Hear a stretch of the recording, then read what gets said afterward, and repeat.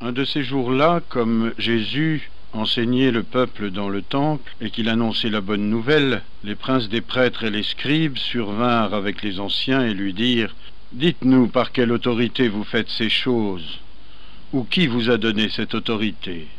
Jésus leur répondit: « Moi aussi je vous poserai une question, répondez-moi.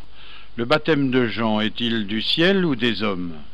Mais ils faisaient entre eux cette réflexion: si nous répondons du ciel, il nous dira: pourquoi n'avez-vous pas cru en lui?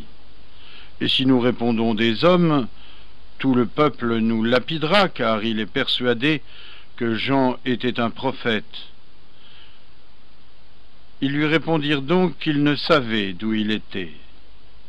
Et moi, leur dit Jésus, je ne vous dis pas non plus par quelle autorité je fais ces choses. Alors il se mit à dire au peuple cette parabole. Un homme planta une vigne, il la loua à des vignerons, puis il s'en alla pour un temps assez long en pays étranger. La saison étant venue, il envoya un serviteur aux vignerons, afin qu'il lui donne du produit de la vigne. Mais eux, l'ayant battu, le renvoyèrent les mains vides. Il envoya encore un autre serviteur. Mais l'ayant aussi battu et traité indignement, ils le renvoyèrent les mains vides. Il en envoya un troisième, et lui aussi les vignerons le blessèrent et le jetèrent dehors. Alors le maître de la vigne se dit: que ferai-je? J'enverrai mon fils bien-aimé, peut-être qu'en le voyant, ils auront pour lui du respect. Mais lorsque les vignerons le virent, ils se dirent entre eux: voici l'héritier, tuons-le, afin que l'héritage soit à nous. Et l'ayant jeté hors de la vigne, ils le tuèrent. Que leur fera donc le maître de la vigne? Il viendra et exterminera ses vignerons et donnera sa vigne à d'autres. Ce qu'ayant entendu, ils dirent: à Dieu ne plaise. Mais fixant le regard sur eux, Jésus leur dit: qu'est-ce donc que cette parole de l'Écriture? La pierre qu'ont rejetée ceux qui bâtissaient est devenue la clé de voûte. Quiconque tombera sur cette pierre sera brisé, et celui sur qui elle tombera sera écrasé. Les princes des prêtres et les scribes cherchèrent à se saisir de lui à l'heure même, car ils avaient compris que c'était pour eux que Jésus avait dit cette parabole. Mais la crainte du peuple les retint. Ils ne le perdirent donc pas de vue, et lui envoyèrent des gens apostés qui feignaient d'être justes pour le surprendre dans ses paroles, afin de le livrer à l'autorité et au pouvoir du gouverneur. Ces gens l'interrogèrent en ces termes: Maître, nous savons que vous parlez et enseignez avec droiture et sans faire acception de personne, mais que vous enseignez la voie de Dieu dans la vérité. Nous est-il permis ou non de payer l'impôt à César? Jésus, connaissant leur fourberie, leur dit: pourquoi me tendez-vous ce piège? Montrez-moi un denier. De qui porte-t-il l'effigie et le nom? Ils lui répondirent: de César. Il leur dit: rendez donc à César ce qui est à César, et à Dieu ce qui est à Dieu. Ainsi ils ne purent le prendre en défaut sur aucune parole devant le peuple. Et admirant sa réponse, ils gardèrent le silence.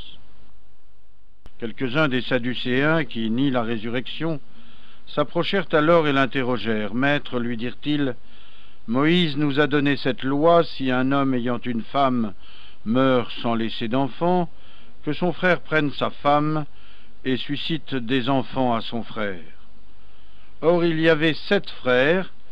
Le premier prit une femme et mourut sans enfant, le second prit sa femme, mourut aussi sans enfant, le troisième la prit ensuite, et de même tous les 7, et ils moururent sans laisser d'enfants.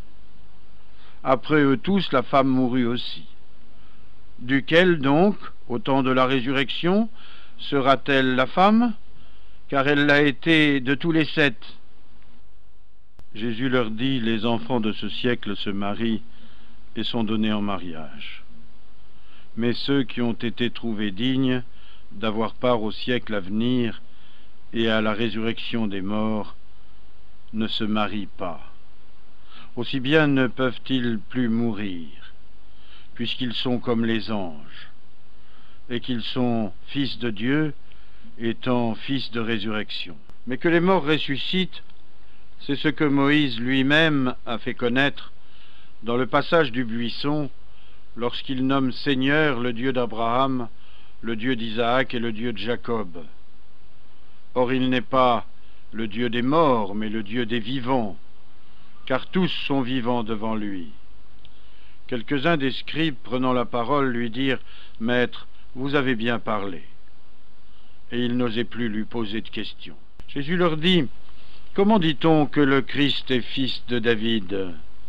David lui-même dit dans le livre des psaumes, « Le Seigneur a dit à mon Seigneur, asseyez-vous à ma droite, jusqu'à ce que je fasse de vos ennemis l'escabeau de vos pieds. » David l'appelle donc Seigneur. Comment peut-il être son fils? Tandis que tout le peuple l'écoutait, il dit à ses disciples, « Gardez-vous des scribes, qui se plaisent à se promener en longues robes, qui aiment être salués dans les places publiques, à occuper les premiers sièges dans les synagogues, les premières places dans les festins. Ces gens qui dévorent les ressources des veuves et font pour l'apparence de longues prières subiront une condamnation plus sévère. »